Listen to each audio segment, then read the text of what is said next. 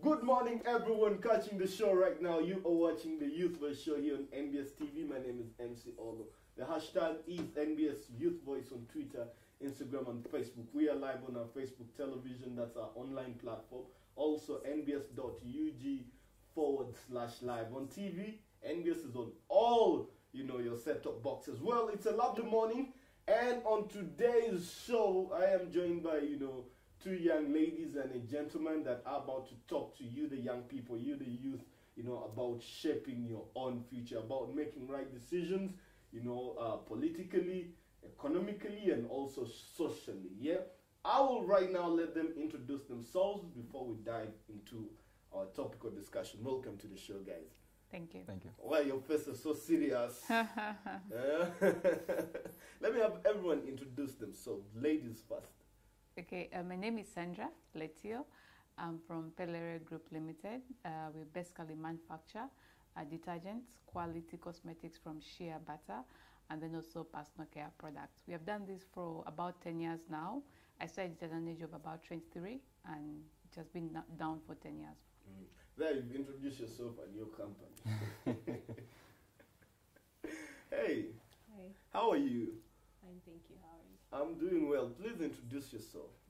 I'm Grace Namugambe, and I work with SEATINI. SEATINI is the Southern and Eastern Africa Trade Information and Negotiations Institute, an NGO that does quite a lot of work in terms of influencing tax policies and trade policies. All right.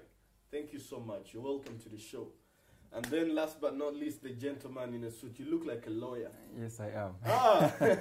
Hello, my name is Joel Osekeny, and I'm a lawyer. I work in a law firm in town, and we do practice private law. We do taxation, we do commercial land transactions, etc. etc. It's a general practice generally. So the relationship here is tax and money.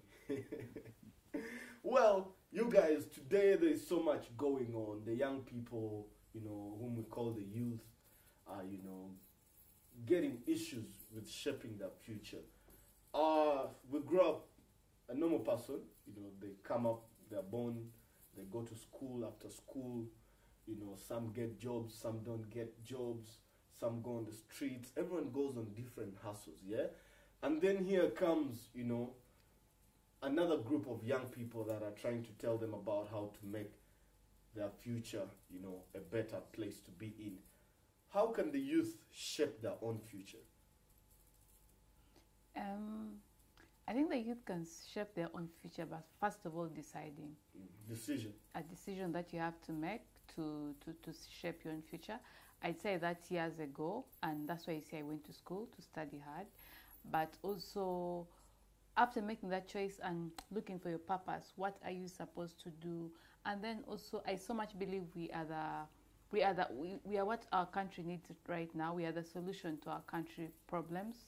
So I so much believe it's us supposed to position ourselves in that way. But we have to start somewhere. If you say we are the solution to our country's problems, some youth are the problems in the country. I don't believe the youth are the problem of the country. I think it's because they're not productive. But I so much believe young people are the solution to the problems that we are having right now. Because if you look at, right now Uganda has about over 75% of the young population being a young population, and the predictions are even higher. So I so much believe young people are the solution to the problems that we are having right now, whether in leadership, whether in business. Because if we have more young people stepping in and providing more solutions, I so much believe this country will be a better place. You've talked about productivity. You're an entrepreneur. Yeah. How can the youth be productive? There are people without startup. How can they, from where Vatandikidawa? Yeah. I think it's just you. I'll give an example. When I finished my first degree, I was unemployed. I was looking for a job. But to keep myself busy, I started something. So how did you start it? I started with about 30,000 shillings, and I started making soap during that time, and growing that enterprise to date, 10 years down the road. But I started from somewhere. That was the 30,000 shillings. So there are very many young people out there who have talents in writing, who have talents in film industry, who have talents in fashion. I so much believe they can do something they can start from where they are to do something that they are productive. Okay. Yeah. Let me talk to you. You're from SEATINI, and so much is happening. Yeah, the youth are complaining about the taxation policies. The products they consume are overtaxed, would I say? And at the end of the day, they're overpriced for this certain, goods that they can, consume. Yeah. What is your take on that? I think for me, my take, first one is that tax is a tool for development. So we need to appreciate that. Even among the youth, that is something that they need to appreciate. But also looking at it in terms of the role of tax. Why do we pay taxes? And if I break it down into the 4 R's that we've always been talking about, that is the first role of tax, looking at it as revenue. That with tax, then governments are able to collect money that is needed to fund the different services. Services like health, education, infrastructure, and that is why it is important for us to pay our taxes as youth. And the other role of tax is that of redistribution. That while I pay my taxes, or while people pay their taxes, the revenue collected is distributed among the different groups to ensure that the different groups of people are able to benefit. That even the poorest person in the rural area can actually access a hospital, can get a good school. So that is the redistributive role.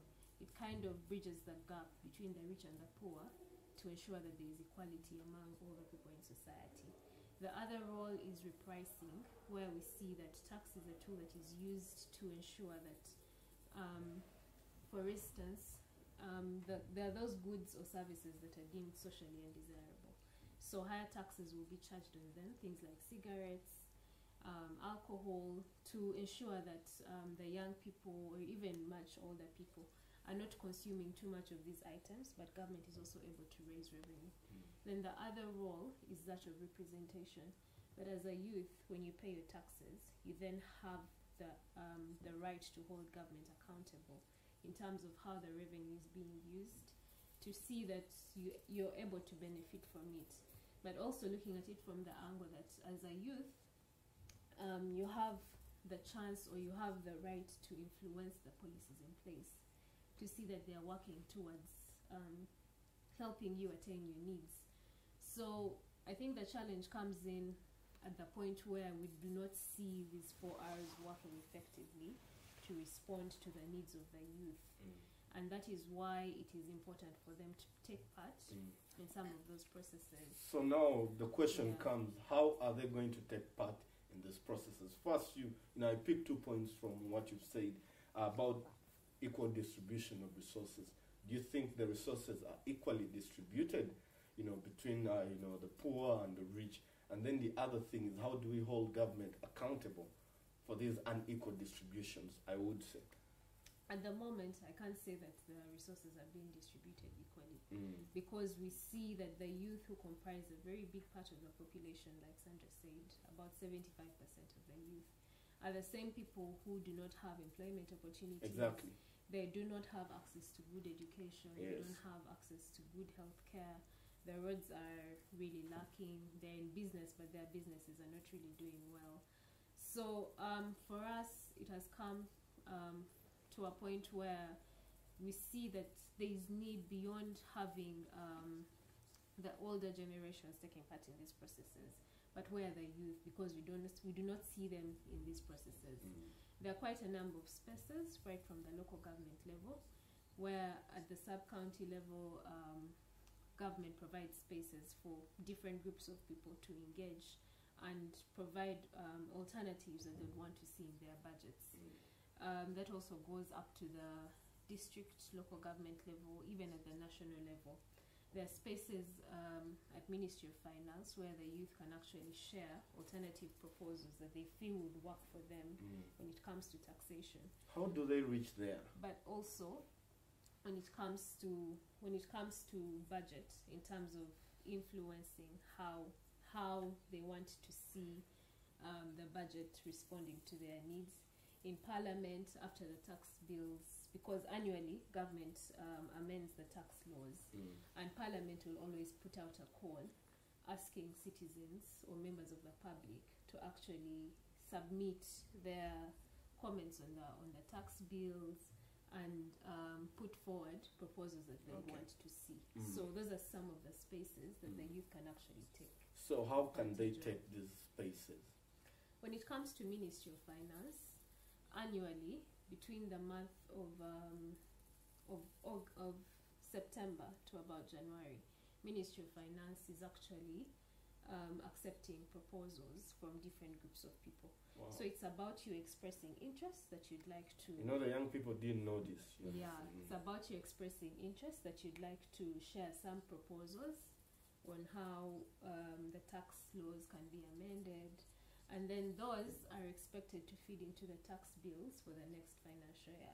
Okay. So after the bills have been presented to Parliament by the Minister of Finance, that's usually around the month of March or April, then Parliament also puts out a call, usually, for citizens, the different groups of people, to share their positions on the bills. So it's at that point, as a youth, you have a right to walk into Parliament, meet with the Committee on Finance, and share your position. Wow. Yeah. We didn't actually know that. Now that we know, I think we will take it up. Gentlemen, Yes. You are a lawyer. Yeah, so first of all, I want to know, where does our economy stand right now? Where the economy stands. You see, I think COVID, of course, has made things worse. So right now, the youth are suffering the most. Exactly. Like you mentioned, it's the biggest number in Uganda. So you have so many youth unemployed. So many of them are sent out of jobs and not even working. You find that the majority of the youth, who are now women also, get more affected. They are locked up in homes. You have domestic violence taking place. You have them confined in spaces with abusers in their homes. I think it's just generally bad at this time. Yeah, it's a bad situation. All right, so how do you think the young people, the youth, can, shape their future? Like she mentioned, I think it goes back to, she mentioned awareness, and I would mention participation. The youth need to participate in the things. And I believe right now these elections are the most inclusive elections I've seen, where you see so many youth tweeting, following campaign trails of candidates to influence decisions. So the people we put into power, into offices, will determine how these taxes are going to be and how they impact your daily lives. So I believe the youth should actually start by electing leaders who they believe will front the ideas that benefit them most, and not selfish ideas, as other guys would have done. Yeah. I have a friend, he stays in the UK, yeah? He's doing, these upcoming jobs and stuff. But when he comes back to Uganda, he's extremely rich. This friend of mine, when he comes back here, he's really rich. He drives expensive cars when he's here in the country. But when he goes back to the UK, we all know the kind of job he's doing. What do you, why is it like this, Why is it like this? What is it, a difference in the economies, and what is the challenge? He's a young person. He's 24. Let me tell you, he's 24. He left the country when he was 18. You understand? But at 24, he's driving expensive cars in the country here, and he's having, homes and homes and homes. Yeah. What is the issue? You see, he's a youth like me and you. Yes. You see, when you go abroad, the cost of living is different, yeah? So the money, someone would make less than $1,000 in the US, and it's little money. So when it comes to Uganda here, it's too much money. So it goes back to the lifestyle of the individual. Abroad is living like you described, in maybe a secretive way, a very bad way, because it's expensive, cost of living is high. So when they come to Uganda, that money is too much. They want to show it off. They want to be seen in expensive places, driving posh cars, because the money they have has so much value in Uganda. It goes back to the value of money and someone's lifestyle. So, is there a problem? With the youth? No. Yes. Not with the youth, with the money. No, it goes back to the individual. Like you mentioned, choice. We have different decisions in life. So the power of choice determines what you do with the money you have. Now him, who has that kind of lifestyle, is going to waste his money away, as opposed to developing society, creating jobs for the youth. It goes back to the individual, generally.